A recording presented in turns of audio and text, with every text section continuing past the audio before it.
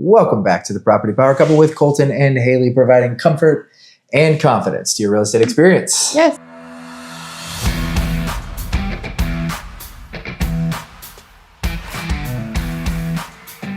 Hello. Howdy. Welcome back. Hi. What do we got today? Well, today we're going to talk about buyers. Okay. Most specifically, the idea that questions matter. Yeah. And really the needs determination in general. One of the things that has come up recently is working with some buyers that were not exactly sure what it was they wanted. Mm-hmm. Right. And so over the phone, we're having some conversations and we get a general idea. You know, they need a 4-bed, maybe an office, maybe a media room. These are kind of flexible things, right? Then we get to lot size and location, and we have a general scope of what we're looking at, right? And then they actually come in, we're viewing these homes, got the buyer rep signed, just in case anyone's curious. We got it signed beforehand. And one of the things that dawned on me as we were looking at these properties was that while I was getting a lot of the good information, there were things that I didn't fully understand until we were in some of the homes. And so in thinking back, there were questions that I wish I would have asked in a better way to really get the right information. So one of the things that I'm curious about from you is, what are some of those questions that you ask up front that really help you narrow in to get an idea what they're looking for? Yeah, I think it's really important. So you are helping them buy a home. So yes, how many bedrooms, bathrooms, what size is it? But you're also helping them relocate their life from wherever it is to this new life that they're going to be purchasing. Right. So that sounds kind of bad, but you get what I mean? Like they're going to be buying this new home so that their life can now go this way. Right. And so it's important to know them more than just by they really want, this type of countertop. It's good to know that stuff, but why and what's going on? And is it because you cook all the time? So you don't want this, you're constantly cooking. So not like I think we do a pretty good job at needs determination. Yeah. I think that sometimes it's a really easy thing to kind of skirt through really fast because it takes time. And a lot of times you feel that urgency from the buyer because they're so excited. They want to go look at these houses. They picked out these 3. And having to have that buyer rep prior to actually helps you with your needs determination. Because now you have this reason you have to sit down first. We haven't got a ton of pushback from it. It's been, great, let's go. Out of state people, it's been a little bit more like, hey, we only have 24 hours, so we got to go. But when you sit down, obviously we have a questionnaire and we send that out to that's like, tell me what is a need and what is a want.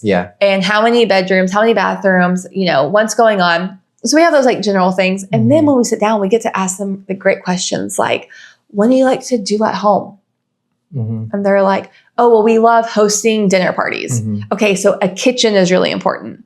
So if the kitchen is perfect, but it doesn't have a home office, which one wins? Oh, well, the kitchen is fine. We can make a bedroom into an office if we had to. Right. So then once you start learning a little bit about them, then you start knowing what the true factor is. The kitchen thing is a great example, though, because I was designing a home with a couple and they were going to build. And so we're talking through all the different things, and they were entertainers. They love to have these big parties. And what I didn't understand until not too late, but much further than I would have liked, was that what they really wanted was like a show kitchen and a cooking kitchen. They need 2 kitchens. Right. No, seriously. And that's ended up being what ended up happening. But really understanding not just that it's a want or a need, but really understanding as much as you can of that underlying reason. What drives that? Like they, we've had other clients who used to be chefs or that just really enjoy cooking.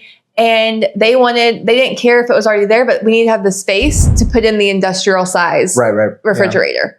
Right. So those things are really important.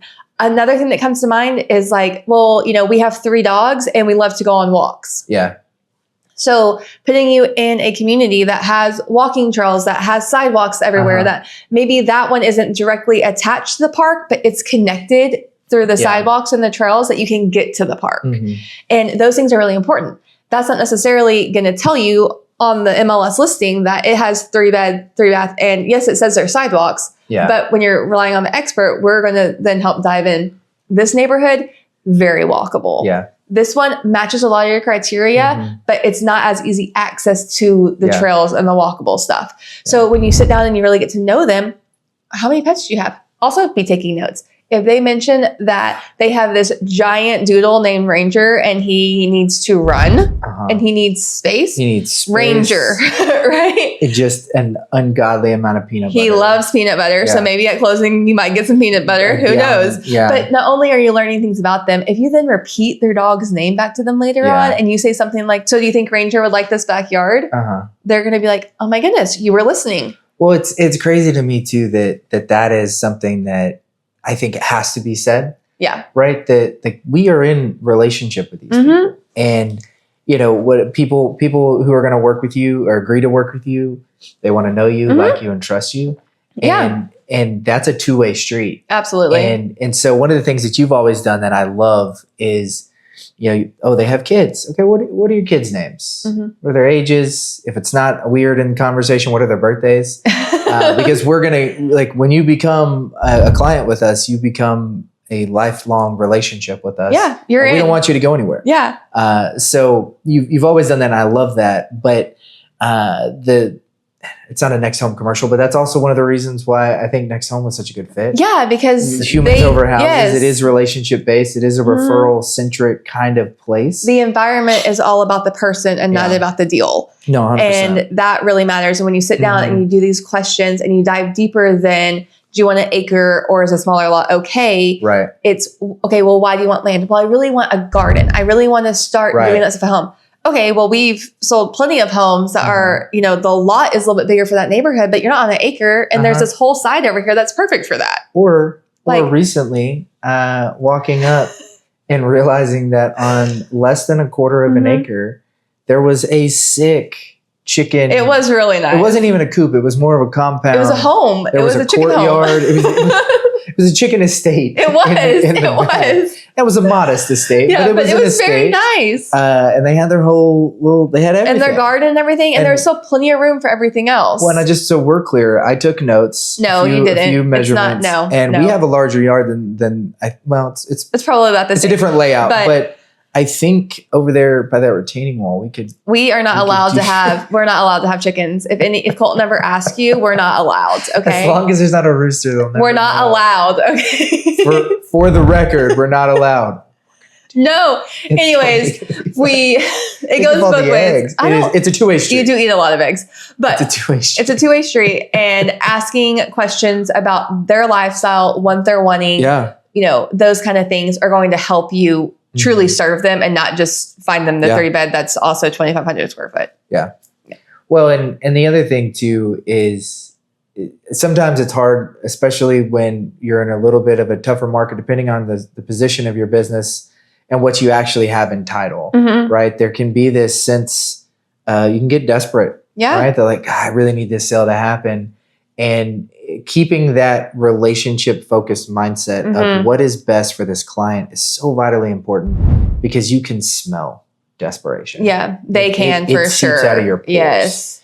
And so I remember walking through a house at one point and telling the couple, it was very obvious to me that this home looked good on paper. The pictures, the photographer was a magician. And it's I don't know what sorcery spell he had it figured out. Yeah. But this guy had the right lens and the perfect lighting, and it looked great online, and it was just an absolute stinker in person. And they're walking around and they're trying to figure out how they can maybe knock this out and fill this in and spend some money here. And I just looked at him and I said, guys, my goal is to sell you a house, but it shouldn't be this one. But I don't think this is the one. I don't think this is the one. When we sat down, you said you didn't want to have to do a whole reno, that you wanted something that was already ready, and then reminding them of that. Yeah. And then another thing, because you kind of went to showing. So now that we're out and about with everybody, some people will say ask, okay, so do you want to make an offer? Right. And I think that's a good question because it gets them thinking if they really want to or not. But something that we do, and we've done it forever. I mean, that's you started doing it right when you started, is rate this house on a scale of 1 to 10. Oh, yeah. And so we're either standing inside the house or we're outside the front, just kind of depending on the situation. also who's there, right? So if dad is a huge decision maker and he's like, this is a 10, right? Well, I'm like, okay, so now what do y'all think? Let's go walk over here. Tell me what you think. Yeah. And so then if the wife gives me a 7 and husband, partner, whoever the other, deciding factor gives me a 9. Right. It's like, okay, well, Sally, what would get you to a 9? Yeah. Where are we off? Why are we And different? she says something like, I just don't like the green on that wall. Well, spouse, are you willing to paint that wall? Yeah, I am. Okay. Here's the color code. Yeah. Go buy it. Yeah. And so, but whenever you ask that question, you can start to narrow in. And then, we try to kind of set that tone, that expectation. If it's over an 8, then we should probably be making an offer. Yeah. And that might mean that we come in lower. That might mean we ask for some other stuff, some concessions, whatever it is. But if it's over an 8, that means that home is pretty much hitting all your boxes. Yeah. And with the right price, could we make it a 10? Well, and the reason I like that so much is because you're giving people kind of their own buy box, their own parameters within the situation, because you're dreaming, you're walking around, and now you're dreaming online. And you go through all these kind of phases of that buying process, and you finally get into the home, and your brain is busting with all these visions of, oh, I could see my family here. I could see. Oh my goodness, Kinley would love that. We could totally do this. And book club could be here. I mean, like, it happens. And so that needs determination really helps. One, it's an evolving process that continues beyond the initial formal determination. Yes, it's constant. You're picking up data like fireplaces, for example. I love a good fireplace. Think the idea of it, although we live in Texas, I like it being there. I like it. Yeah. It's warm. Even when it's not on, it feels warm. Feels cozy. But when I think about our fireplace, it's cozy, but it doesn't have a hearth. Nope. Right. And so I wish we had. Something I wish we had that I overlooked in our own needs determination. Yeah, I didn't know I was really concerned about it. Well, but the reason I bring it up is because in that one of the recent showings I was on, they said, "Oh, I don't want a fireplace," and I said, "Oh, tell me about that." Yeah, tell me more. And they said, "Well, when I was a kid, we it popped some embers out and it caught the rug on fire." And I said, "Okay, so." Are we worried about the safetiness of it? Like, tell me about that fireplace, what was going on. And essentially, it was not that they didn't want a fireplace. It was that they needed one with a hearth. Yeah. And enough space to feel comfortable with it being in the home. Yeah. And you brought up a good point about like something in the past. What are some things that you loved about your past properties? What are some things you hated about your past properties? Yeah. Some of those things. And then, like you said, you ask more questions than just writing down no fireplace. And then I would have checked that box in MLS that said, we don't want a fireplace. Yeah. Now I've just lost, and now I lost 20, all 30%. this. Because it's more common to have one than to not have one. Right. And so, you just excluded this whole thing instead of being like, okay, it's going to be a little bit broad, but that's one thing that we're going to check. I don't want to miss an opportunity because I didn't check fireplace. Right. And so then we can narrow it down from there. So I think that's a really good deal. But also when we come back to that rating scale, when we talk about that, sometimes when we go to the next property, the other property might have got a better rating. Yeah. Might have got a worse rating too. We might have said, okay, we're going to go see First Street and then Second Street and then Third Street. And I have a feeling that Third Street's really going to be the one, but I want to make sure that we kind of go through these other two. Take a look at all of them. We're here. So we get to First Street and they're like, oh, this is an 8.5. Like we both agree this is an 8.5. And I'm going, wait till you get to Third Street. Like, oh my goodness. Right. Yeah. But because I listened and I had it all, and I said, okay, great. Then we get to the next one. Ooh, okay. I actually think now this one's 8.5 and that one's probably down to like a 7.5. Interesting. Because it had these other things. You're like, okay, so I'm making my notes. Then we get to Third Street and they're like going, all right, this is a 10. If this one doesn't work, I would totally settle for Second Street, but First Street's off the table. Like, and so by using that rating scale, it holds them accountable too. Yeah. Because they told me a number and they're allowed to change it. For sure. It's not in stone, but it allows me to say things like, well, last week, whenever we saw Second Street, it was only at a 7. Right. So now that we've seen some other stuff, do we need to go back and look at that one? Do you think it changed a little bit? Because you said you didn't like this and this. Yeah. You know what? Yeah, maybe we should because I think at this part, right? No, yeah. So by having that accountability with them, it allows all parties to voice how much they like it and don't like it. Yeah. And they're telling me, so they're not having to tell the other one, like, I hate the house. They're like, 3. and it's right, like it's done. It's probably out of the picture. But it allows us to have those really open conversations about the features and what was it. And sometimes it's as simple as it just didn't feel it.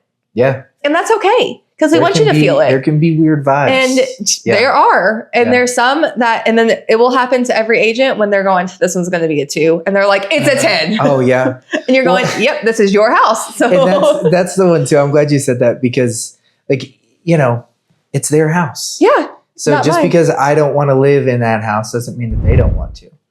And that's okay. And it's totally fine because, you know, I'm not a gourmet chef. Right. So I don't need 2 kitchens. Yeah. The fact that the kitchen, like I can make some cereal and some spaghetti, check. Cereal and spaghetti. Those are my specialties in case y'all were wondering. Colton cooks. Yeah. Colton cooks. Cereal and spaghetti. What? Those are the things I can make. It's just funny. And I can make Easy Mac for Kinley.